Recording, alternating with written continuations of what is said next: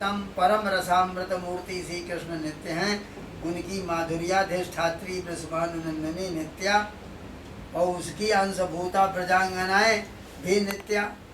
सदा गोलोक धाम में परमानंद कंद भगवान विराजते हैं। वहीं वृषभानुनंदिनी और वहीं अंतरंगा अंशभूता प्रजांगनाएं भी विराजती हैं। साधन सिद्धा में दो भेद हैं, श्रुति रूपा और ऋषि रूपा।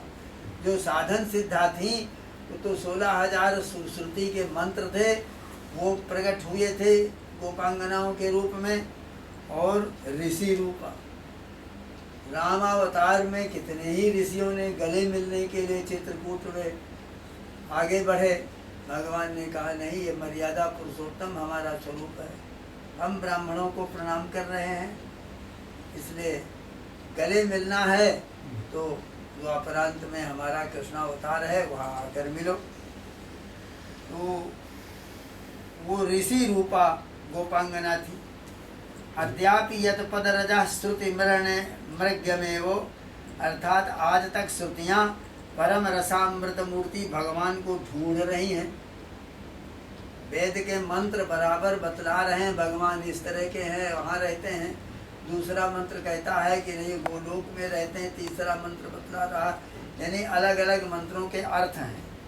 तो वो सब की सब श्रुतियाँ परम रसामृत मूर्ति भगवान को ही ढूंढ रही हैं। और ढूंढते ढूंढते इनको जब मूर्तिमान प्रभु प्राप्त हुए और उनके अद्भुत गुण गणों पर प्रसन्न हुए, तब उन्होंने विराम में रस स्पर्श की इच्छा प्रकट की। तो उन श्रुतियों ने ब्रह्म तत्व को छूने का प्रयास किया। प्रभु ने उनको ब्रज में आने को कहा। वही गोपांगना साधन सिद्धा है, वो भी नित्या ही है, क्योंकि ब्रह्म में ही श्रुतियों का निरंतर रमण होता है। वेद मंत्र जो है वो ब्रह्म में ही रमण करते हैं। निष्कर्ष ये है कि सर्वे वेदा जतपद मनंती, समस्त वेद उस पूर्णतम पुरुषोत्तम का ही प्रतिपादन करते हैं। इस सिद्धांत के अनुसार सर्व श्रुतियों का परम तात्पर्य परमेश्वर में ही है, वही उनका रमण है। इन श्रुतियों में भेद है, एक अनूढ़ा और दूसरी ऊढ़ा। उसमें अनूढ़ा जो है वो कन्या वो है जिन्होंने कृष्ण प्राप्ति के लिए कात्यायनी पूजन किया था, और दूसरी है ऊढ़ा, उनमें भिन्न भिन्न पतियों की ममता मात्र थी। वास्तव में तो यही था कि जिस समय ब्रह्मा जी ने मोह में आकर वत्स गोपाल आदिकों का हरण कर लिया। ब्रज में सब चरा रहे थे, बछड़े गौएं सब, और सब ग्वाल बाल थे। तो ब्रह्मा जी सबको हरण करके और एक गुफा में बंद कर दिया। प्रभु स्वयं ही 1 वर्ष तक सब कुछ बने रहे। भगवान जो है गोप बछड़ा बन गए, गाय बन गए और ग्वाल बाल भी बन गए। उस समय सब गोप कुमारियों के विवाह ऊपरी दृष्टि से दूसरे गोपों के साथ हुए, परंतु वस्तुतः सबके विवाह प्रभु से ही हुए थे। प्रभु ही तो उन रूपों में उस समय थे, क्योंकि श्री कृष्ण ही उस समय सब गोप रूप में विराजमान थे। इसलिए लोक दृष्टया वह अन्य विवाहिता होती हुई भी प्रभु की ही स्वकीया थी। उनमें परकीयात्व का केवल आरोप मात्र था। इसलिए कहा गया न जातु ब्रज देवी नाम पदवी सासंगमः, ब्रजांगनाएं कभी भी प्राकृत पतियों से संगत नहीं हुई। उनको प्राकृत इस तरह से पैदा हुए गर्भ से, ऐसे पतियों से उनका मेल नहीं हुआ। अब प्राकृत अलौकिक पति उनके थे। कई श्रुतियां साक्षात प्रभु में तात्पर्य रखती हैं, जैसे प्रज्ञानम ब्रह्म, ये श्रुति है। ब्रह्म कौन है? कहते प्रज्ञान ही ब्रह्म है। कई परंपराया अग्नि यम और वरुण आदि की स्तुति के द्वारा प्रभु के साथ संबंध रखती हैं। जिन श्रुतियों का जो अर्थ होता है उनके साथ उनका संबंध है, यही प्रतिपादक भाव संबंध है। रामायण में कहा है कि गिरा अर्थ जल बीच सम, कहियत भिन्न न भिन्न। गिरा अर्थ, वाणी में जो अर्थ निकलता है, जो बोला जा रहा है उसका अर्थ होता है, वो जल और तरंग के समान है। कहियत भिन्न न भिन्न, तरंग अलग है, जल अलग है, लेकिन है दोनों एक ही। पति और गिरा पत्नी है। अर्थ जो है पति है और गिरा वाणी जो निकली वो पत्नी है। कदाचनस तरी रसी, ये श्रुति इंद्र स्थाविका होने से इंद्र पत्नी है। जिसका जो प्रतिपाद्य है वही उसका पति है। वैसे ही जिनका साक्षात परमात्मा ही अर्थ है, अन्य अर्थ नहीं है, उनके साक्षात पति परमात्मा ही हैं। जिनका आपाततः अर्थ अन्य है परंतु महातात्पर्य ब्रह्म में है, अवान्तर तात्पर्य इंद्र में है, महातात्पर्य ब्रह्म प्रकाशन में है, ऐसी भी श्रुतियाँ हैं, वेद मंत्र हैं। इसलिए एक श्रुति ऐसी है जिसका मुख्य पति परमात्मा ही है, जैसे सत्यम ज्ञान अनंतम ब्रह्म, ये श्रुति जो है इसका परमात्मा ही पति है, यही प्रभु की स्वकीया पत्नी है। और जो इंद्र आदि का प्रतिपादन, इंद्र की स्तुति करने वाली हैं, वो प्रभु में पर्यवसित होती हैं। उनके अवान्तर पति इंद्र आदि और मुख्य पति प्रभु ब्रह्म है।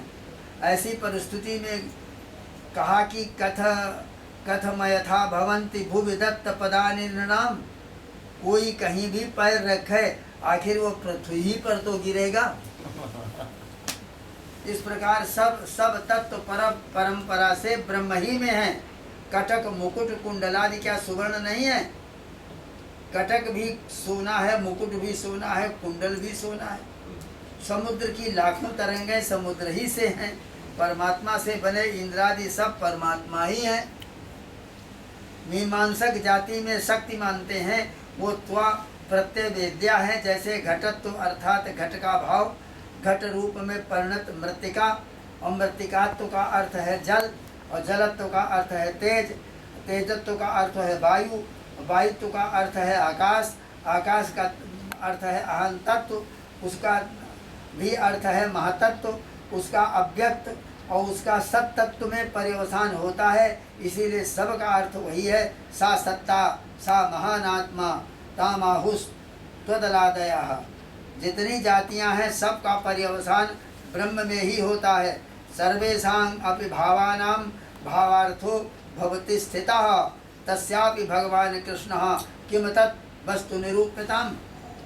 सब वस्तुओं का भावार्थ स्व कारण में पर्यवसित होता है, उसका भी सत्ता में, और वही सत्ता शुद्ध जाथार्थ में ब्रह्म है। फिर श्रुतियों का अर्थ ब्रह्म में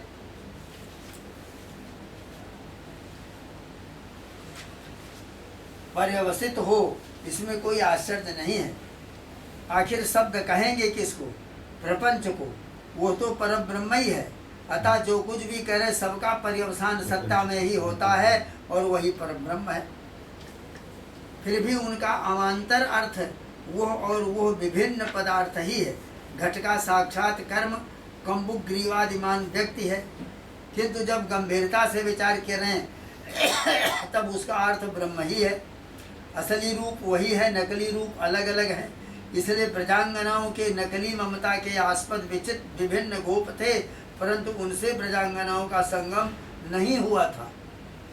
जब ब्रजांगनाएं श्री कृष्ण परमानंद कंद के साथ रासलीला कर रही थीं, तब ब्रज में ब्राह्मी रात्रि प्रकट हुई। ब्राह्मी रात्रि प्रकट हुई। उस रासलीला की दिव्य शोभा को देखकर चंद्र मध्याकाश में स्थगित हो गया, चंद्रमा मध्य आकाश में स्थिर हो गया। विस्मिता शशांकः। 6 मास की रात्रि थी। घर में सब गोपों को अपनी अपनी दाराएं अपने अपने पास मिली। मन्यमाना स्वपार्श्वम स्थान स्वान स्वान दारान ब्रजौकसाः। सारे ब्रज के लोग अपने ही पास अपनी स्त्री को देख रहे थे। एतावता सिद्ध हुआ कि ये ब्रजांगनाएं श्री कृष्ण की स्वकीया थी। जब श्री कृष्णचंद्र परमानंद कंद के साथ विहार करती थी, तब भी उनका मायामय स्वरूप सब गोपों के पास था। इसीलिए कहा है न जातु। तो बात यही आई, ब्रज देवी नाम पतभी सह संगमः। किम जिन श्रुतियों का अवान्तर तात्पर्य इंद्रादिकों में है वो परकिया, और जिनका साक्षात प्रभु में है वो श्रुतियाँ हैं। इनमें भी तटस्था प्रौढ़ा मुग्धा बड़े भेद हैं। कोई निषेध मुखे न कोई विधि मुख के द्वारा प्रभु में पर्यवसित होती है। इस तरह अवान्तर अर्थ भी तब तक आदरणीय है जब तक महातात्पर्यों का ज्ञान न हो। लोक में भी गौणपति और मुख्यपति होते हैं। राजादि गौणपति हैं, राजा पति है सारी जनता का, लेकिन वो मुख्य पति नहीं है, गौण पति। असली पति पूर्णतम पुरुषोत्तम परमात्मा है। जब तक उनकी प्राप्ति नहीं हुई तब तक अवान्तर पति का अनुसरण अपेक्षित है। जल ब्रह्म और तरंग जीव है, सोते तो ही ताहि नहीं भेदा, बारी बीच जिम गावही भेदा। जैसे बारी में बीची, बीची माने तरंग, वैसे ही पूर्णतम पुरुषोत्तम में जीव भाव है। पूर्णतम पुरुषोत्तम परमात्मा में भी जीव भाव है। इनमें एक तरंग का दूसरे तरंगों के साथ संबंध गौण है। एक तो तरंग है और दूसरी तरंगों के साथ संबंध। जल के साथ मुख्य सुस्थिर अस्थाई संबंध है, तरंगों का जल के साथ मुख्य संबंध है, परंतु अंतर्मुखता न होने के कारण अपने असली संबंध पर दृष्टि नहीं जाती। ये तरंग जल का अपलाप करे तो स्वयं कैसे रहेगा? वैसे ही जीव ब्रह्म का खंडन करेगा तो स्वयं रहेगा कैसे? वास्तव में वो ब्रह्म ही है, परंतु अंतर्मुख न होने के कारण ब्रह्म को नहीं देख पाता। आनंद सिंधु मध्य तव बासा, बिनु जाने कत मरत पियासा। है आनंद समुद्र में बर्फ पूतली सिंधु बिच रटत पियास पियास। असली को भूल कर नकली को देख रहा है। हम जीव नकली संबंधी दारादिकों से संबंध जोड़ेंगे, पर असली संबंधी ब्रह्म से नहीं। सब कुछ करेंगे नकली के लिए, पर एक तरंग का दूसरी तरंग से संबंध कितने दिन? एक न एक दिन वियोग होगा ही। जीव का जीव से संबंध आगंतुक है, अतएव क्षणभंगुर है, नासवान है। इसीलिए सबके परमपति श्री पूर्णतम पुरुषोत्तम ही सबके मुख्य पति हैं। पतिम पतीनां प्रथमं पुरस्ताद् विदामदेवं भुवनैकमेव्यं, न तस्य कश्चित् पतिरस्ति लोके न चेसिता नैव च तस्य लिंगम। उसका और दूसरा कोई पति नहीं है। रास के प्रसंग में जब प्रभु ने ब्रजांगनाओं से लौट जाने के लिए कहा, तब उन्होंने कृष्ण से एक कहानी कही और पूछा। एक साध्वी स्त्री थी। एक बार जब उसके पति विदेश गए तब वो पति देव की मूर्ति बनाकर पूजा करती थी। एक दिन ऐसा अवसर आया कि वो मूर्ति की पूजा कर रही थी, इतने में पति देव आ गए और स्त्री से कहा किवाड़ा खोलो। अब प्रश्न है कि वो किवाड़ा खोले या मूर्ति की ही पूजा करती बैठे। वो किवाड़ा खोले और असली पति जो है उनको घर में लावे या मूर्ति की पूजा ही करती रहे। प्रभु ने कहा असली पति का स्वागत करना चाहिए। ब्रजांगनाओं ने कहा हमारा भी उत्तर हो गया। तात्पर्य है कि शालिग्राम का विष्णु बुद्धि से पूजन, वैसे ही प्राकृत पतियों का परम पति बुद्धि से पूजन करना चाहिए। इसीलिए कन्यादान में कहा जाता है विष्णु रूपाय वराय लक्ष्मी रूपाम कन्याम संप्रददे। कितना प्रामाणिक विषय है बोलने में। अतः जगत की सब हलचलें पूर्णतम पुरुषोत्तम की ओर हैं। जब तक वो प्राप्त नहीं होता तब तक गति बनी ही रहेगी। इसलिए सब श्रुतियों का महातात्पर्य ब्रह्म ही में है। इस तरह स्वकीया परकीया मुग्धा प्रौढ़ा कांत भाववती सख्य भाववती श्रुति रूपा मुनि रूपा सब ब्रजांगनाएं वेणु रव को श्रवण करके उसका वर्णन करती हुई आनंदोन्माद में तन्मयता के वसात एक दूसरी को ही श्री कृष्ण समझ करके परिरमण करने लगी। एक दूसरी को पकड़ करके परिरमण आलिंगन, उनको आप कृष्ण हैं, आप कृष्ण हैं, वो कह रहे नहीं आप कृष्ण हैं। प्रेमोन्माद में श्री कृष्ण ही उन्हें सर्वत्र दिखने लगे। अथवा यूँ कहिए कि वर्णन करती हुई स्वबुद्ध्यारूढ़ प्रभु की मंगलमय मूर्ति का परिरमण करने लगी। वेणुरव में ही श्री कृष्ण चंद्र परमानंद कंद का स्वरूप और उनकी मंगलमयी लीला है। अतः उसके वर्णन में प्रभु का वर्णन है। पहले तो श्री कृष्ण ही रसामृत मूर्ति हैं, उनमें भी साधनता और साध्यता दोनों हैं। श्रीहस्त और श्री चरणार बिंदादि अन्यान्य अंगों में साध्यता है, साधनता भी है, किंतु आनंद केवल साध्य ही है, उसी के लिए है, पर वो किसी के लिए नहीं है। यही ब्रह्म का लक्षण है। अतः दोनों एक ही हैं। शब्दादि सब पदार्थ आनंद के लिए हैं, वैसे ही आत्मा के लिए भी है। आत्मनस्तु कामाय सर्वं प्रियम भवति। आत्मा के लिए अपने लिए सब वस्तुएं प्रिय होती हैं। जैसे आनंद निरतिशय निरुपाधिक और पर प्रेमास्पद है। आनंद जो है निरतिशय है, अतिशयता से रहित है और उपाधि से रहित है और परम प्रेम का वो आस्पद है, घर है। वैसे ही आत्मा भी निरतिशय निरुपाधिक पर प्रेमास्पद है, जिसमें कभी प्रेम हो और कभी नहीं, वो अपर प्रेमास्पद। जो ऐसा नहीं वो पर प्रेमास्पद, औपाधिक अपर और स्वाभाविक पर है। औपाधिक उपाध्य अधीन होता है, स्वाभाविक उपाध्यधीन नहीं होता, वो मिटता नहीं। संसार के सब प्रेम औपाधिक हैं, जैसे स्त्री पुत्रादि प्रेम। इतना ही क्यों, संसार में देवता पर भी जब वो अनुकूल होता है तभी प्रेम होता है। मंत्रों में भी कोई हरि मंत्र, कोई मध्यम मंत्र है, जिससे अनुकूल फल नहीं होता, वो अरि मंत्र है। इसी विचार से कहा गया है कि जब समान तत्व समान साधक मिले तब मंत्र सिद्धि ठीक होती है। आजकल तो ये सब विचार ही नहीं है। शास्त्र कहते हैं पहले ठीक विचार कर लो फिर मंत्र लेना। सारांश यह है कि जब देवता भी आत्मानुकूल हो तब उनमें प्रेम होता है। देखा जाता है कि शैव विष्णु का द्वेष और वैष्णव शिव द्वेष करते हैं। वास्तव में पूर्णतम पुरुषोत्तम प्रभु एक ही हैं, पर व्यर्थ उनमें द्वेषास्पदता रागास्पदता को की कल्पना करते हैं। राम भक्तों को रामायण में जो मिठास प्रतीत होता है वो इतर ग्रंथों में नहीं। वृंदावन में तो कृष्ण में भी भेद मानते हैं। एक बाएं मुकुट वाले श्री कृष्ण, दूसरे दाएं मुकुट वाले श्री कृष्ण। वास्तव में बाएं दाएं में भी कुछ रहस्य, कुछ भाव अवश्य है। वेणुगीत प्रसंग में बाएं मुकुट वाले ही श्री कृष्ण है और वाम बाहुकृत वाम कपोलो बलगितब गुरुरधिरार्पित वेणुम। भगवान की ललित मूर्ति में मुकुट बाईं ओर ही झुकता है। कहते हैं जहाँ वामांग में वृषभानुनंदिनी विराजमान है, वहाँ श्याम सुंदर श्री कृष्ण परमानंद का वामांग में ही झुकाव है। जैसे उनका झुकाव वैसे उनके भूषणों का भी झुकाव। इसलिए उस परिस्थिति में मुकुट का बाईं ओर झुकाव स्वाभाविक है। और जहाँ पर श्री कृष्ण और बलराम वहाँ पर दक्षिण में, और जहाँ नंद बाबा दक्षिण में और वाम में श्री नंद रानी और मध्य में बलराम नंदराय के पास, श्री कृष्ण यशोदा के पास, उस समय मुकुट का दाएं बलराम की ओर झुकाव होता है।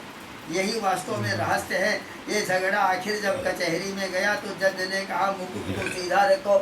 तो दाएं रख लो, सीधा रखो। सो गए, हो जाओ, सीधा रखो, दाएं रखो। अस्तु, मूल विषय ये था कि आनंद निरतिशय निरूपम पर प्रेमास्पद है और अन्य औपाधिक सातिशय है। आनंद और आत्मा एक ही बात है। आनंद से जैसे कभी शत्रुता नहीं होती, वैसे ही आत्मा से भी कभी शत्रुता नहीं होती। सर्वद्रोह हो सकता है पर आत्मद्रोह नहीं होता। श्री कृष्ण निखिल रसामृत मूर्ति, आनंद सार सर्वस्व हैं। वे साध्य हैं, वे साध्य हैं, साधन नहीं है। अतः पर प्रेमास्पद हैं। इनमें भी कुछ भावुक तारतम्य करते हैं और कहते हैं उनमें भी केवल अमृतमय मुखचंद्र की सुधा ही साध्य है, वो किसी की साधन नहीं। पर भावुक कहते हैं कि उसमें भी देव भोग्या अधर सुधा, भगवत भोग्या अधर सुधा का साधन, और वो भी सर्वा भोग्या अधर सुधा का साधन है।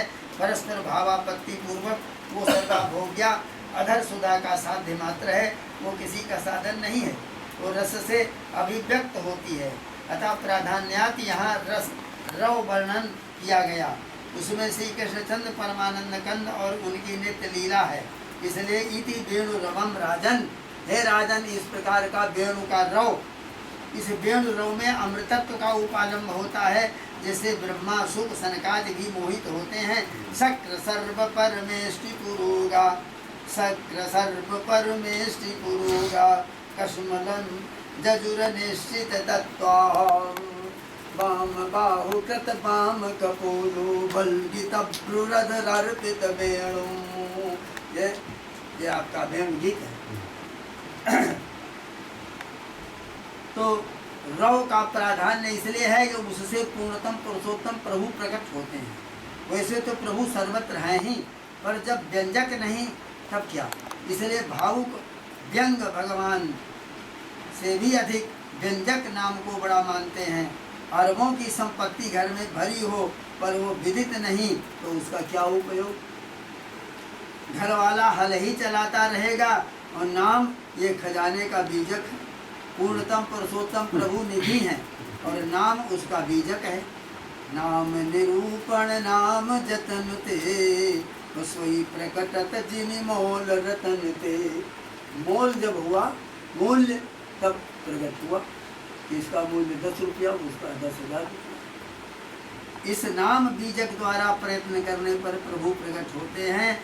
कहूँ नाम बड़ ब्रह्म ते राम एक तापस तिय तारी।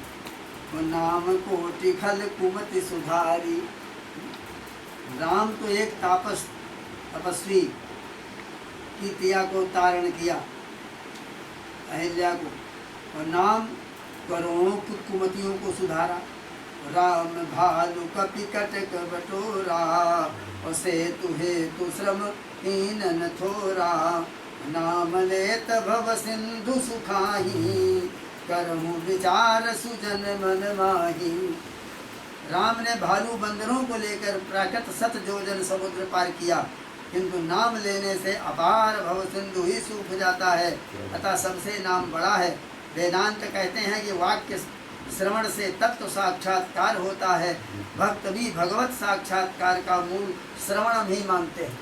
सुनना ही जो है सबसे बड़ी वस्तु। निर्गुण साक्षात्कार को भी श्रवण की ही अपेक्षा होती है। ब्रजांगनाओं को भी उद्बुद्ध उभय विधि श्रृंगार रसात्मा श्री कृष्ण के लिए बेल रव ही अपेक्षित है। इसलिए वो मूल बेल रव को पकड़ती हैं कि उसी रव से श्री कृष्ण चंद्र परमानंद कंद व्यक्त होंगे। जैसे हृदय में प्रथम से ही विराजमान निर्गुण पर ब्रह्म तत्व का श्रवण मनन निधिध्यासन के द्वारा महावाक्य से ही साक्षात्कार होता है, उसी तरह सगुण साकार सच्चिदानंद परमात्मा का भी साक्षात्कार उनके चरित्रों और गुणों के सुनने से होता है। चरित्र श्रवण से प्रथम चरित्र नायक भगवान का मानस रूप प्रकट होता है। उसी मानसी भगवतीय प्रतिमा का ध्यान करते करते ही माया जवनिका जो है, माया के का पर्दा जो है वो अपसारण हो जाता है और जिससे भगवान आवृत होते हैं, उस भगवान का दिव्य रूप प्रकट होता है। इस तरह शब्द से ही भगवान का प्राकट्य होता है। फिर जहाँ भगवत चरित्रों और भगवान नामों से भगवान का प्राकट्य होता है, तब साक्षात भगवान के मुखचंद्र से निर्गत वेणु की गीत पीयूष के पान से भगवान का प्राकट्य होना स्वाभाविक है। शब्द प्रकाशक है और अर्थ प्रकाश्य है। शब्द ब्रह्म रूप में व्यक्त भगवत अधर सुधा से भगवान का प्राकट्य होना स्वाभाविक है। उस वेणु रव को ही वर्णन करती ही ब्रजांगनाएं परस्पर अभिरमण करती हैं। इस रव के द्वारा सदानंद रूप ही हृदय में व्यक्त होता है। कृष्ण पद का अर्थ ही सदानंद है।